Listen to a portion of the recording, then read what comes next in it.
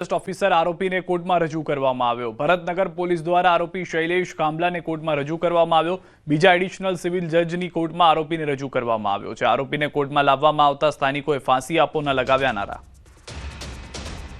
દ્રશ્યોમાં આપ જોઈ રહ્યા છો ફોરેસ્ટ ઓફિસર જે સુરત ભાગી ગયો હતો, પોલીસ તેને ત્યાંથી પકડીને લાવી છે। ત્યારબાદ કોર્ટમાં રજૂ કરતી વખતે મોટી સંખ્યામાં લોકો ત્યાં ઉપસ્થિત હતા, જેઓ નારા લગાવી રહ્યા હતા કે આરોપીને ફાંસી આપો। હાલમાં પોલીસ પકડમાં આવી ગયેલા આરોપીએ પોતાનો ગુનો કબૂલ્યો છે। ઘરકંકાસના કારણે આ ઘટનાને અંજામ આપ્યા હોવાની વાત તેણે કરી છે। ભાવનગર તળાજાના ખેડૂતે ડુંગળીના પાકમાં ટ્રેક્ટર ફેરવ્યું। કમોસમી વરસાદથી ડુંગળીનો પાક નિષ્ફળ, ખેડૂતે ટ્રેક્ટર ફેરવ્યું, જેનો વિડીયો સોશિયલ મીડિયામાં વાયરલ થયો।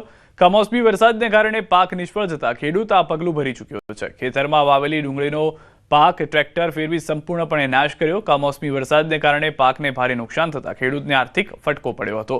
ખેડૂતની મજૂરી, બિયારણ, મહેનત અને રોકાણ નિષ્ફળ ગયું છે। તળાજા તાલુકાના ગ્રામ્ય વિસ્તારમાં કમોસમી વરસાદથી કપાસ, મગફળી અને ડુંગળી સહિતના અનેક પાકોને વ્યાપક નુકસાન થયું છે।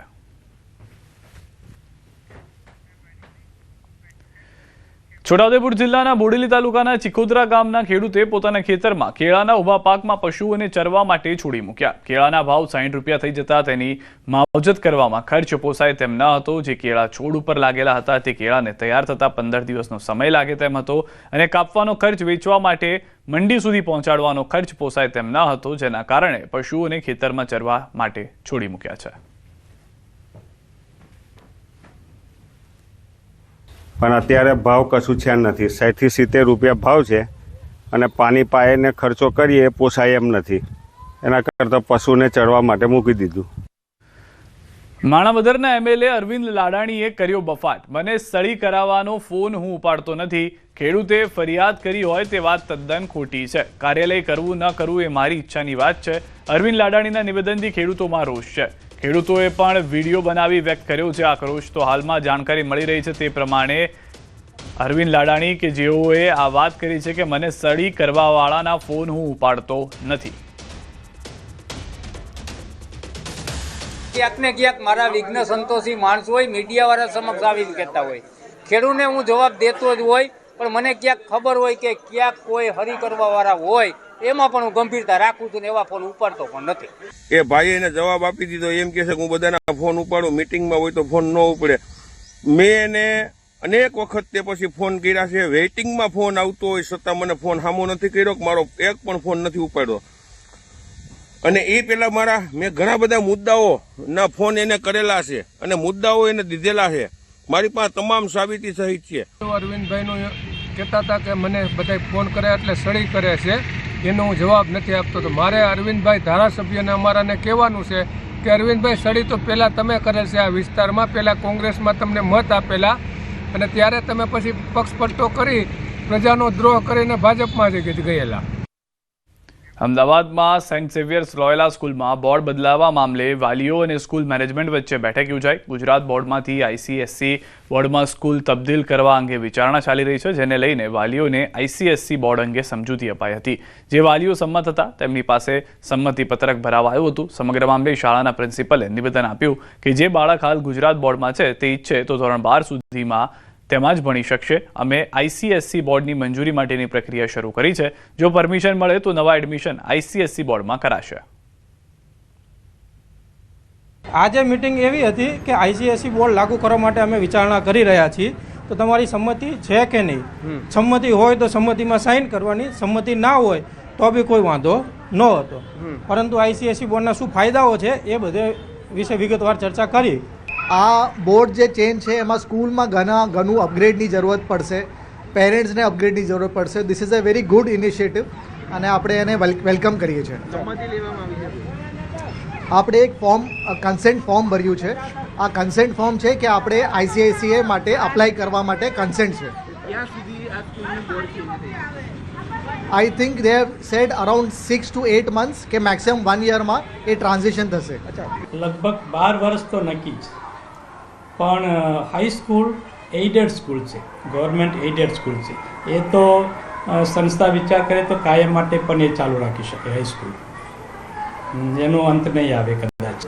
આ બે વસ્તુ, એક તો સ્કિલ બેઝડ એજ્યુકેશન અને ઇન્ટરનેશનલ ક્વોલિટી આ બેને ધ્યાનમાં રાખીને સ્વિચ બોર્ડ બદલવા માંગીએ છીએ, ભવિષ્યને ધ્યાનમાં રાખીને. સુરતથી સમાચાર. એરપોર્ટ પર હાઇડ્રોનોમિક ગાંજો ઝડપાયો છે. ગાંજા સાથે આંતરરાષ્ટ્રીય મુસાફરની ધરપકડ. 4.055 કિલોગ્રામ હાઇબ્રિડ ગાંજાનો જથ્થો જપ્ત કરી 1.41 કરોડની કિંમતના 8 પેકેટ હાઇબ્રિડ ગાંજાના કરાયા જપ્ત. બેંકોકથી આવેલી ફ્લાઇટના મુસાફર પાસેથી ઝડપાયો ગાંજો. મુસાફરોને એરપોર્ટ પરથી જ કસ્ટડીમાં લેવામાં આવ્યા છે. દ્રશ્યો પણ આપ જોઈ રહ્યા છો. 1.41 કરોડની કિંમતના ગાંજાને જે ઝડપી પાડવામાં આવ્યો છે. જે મુસાફર છે તે ક્યાંથી લાવ્યા, કોને આપવાના હતા, એ તમામ મુદ્દાને લઈને પણ હવે ધરપકડ બાદ પૂછપરછ કરવામાં આવી રહી છે.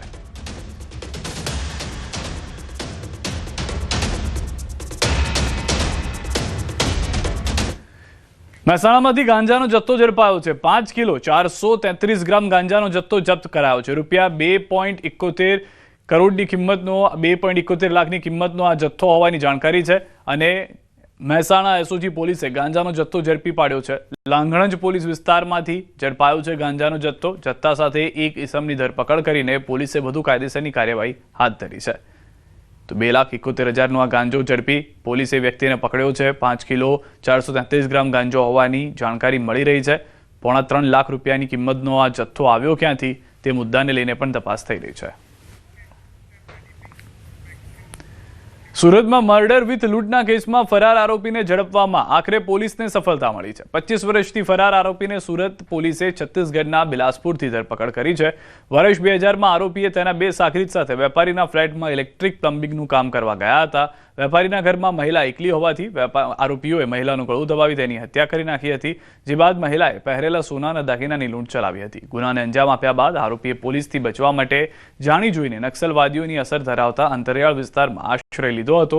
પીસીબીને ચોક્કસ બાતમી મળી હતી કે આરોપી બિલાસપુરમાં છે. જે બાદ પોલીસે ટીમ બનાવી આરોપીને દબોચી લીધો.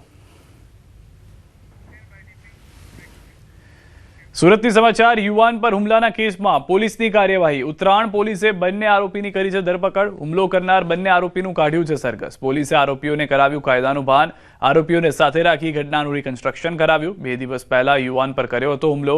પોલીસે ઘટના સ્થળે કર્યું પંચનામું. તો દ્રશ્યોમાં પણ આપ જોઈ રહ્યા છો. પોલીસે આરોપીઓને કાયદાનું ભાન કરાવવા માટે ઘટનાનું રિકન્સ્ટ્રક્શન કરાવવા માટે લઈ ગયા હતા અને સાથે સરઘસ કાઢવામાં આવ્યું હતું. 2 દિવસ પહેલા યુવાન પર હુમલો કરવામાં આવ્યો હતો. દાદાગીરી કરવામાં આવી રહી હતી વિસ્તારમાં. એ દાદાગીરી કાઢવાનો સુરત પોલીસે પ્રયાસ કર્યો હોય તેવા દ્રશ્યો હાલમાં જોવા મળી રહ્યા છે. અરવલ્લીના મોડાસામાં વેપારીનું અવસાન થતાં વાજતે ગાજતે નીકળી છે અંતિમ યાત્રા. શહેરના વેપારીનું અવસાન થતાં ડીજેના તાલે પાલખી કઢાઈ. અંતિમ યાત્રામાં પરિવારજનો જાણે કોઈ લગ્ન હોય તે રીતે પાઘડી પહેરી જોડાયા અને ઢોલ નગારાના તાલે મ્યુઝિક સાથે નાચ્યા. લગ્ન વરઘોડા જેવી અંતિમ યાત્રા જોઈ નગરમાં આશ્ચર્ય ફેલાઈ ગયું છે.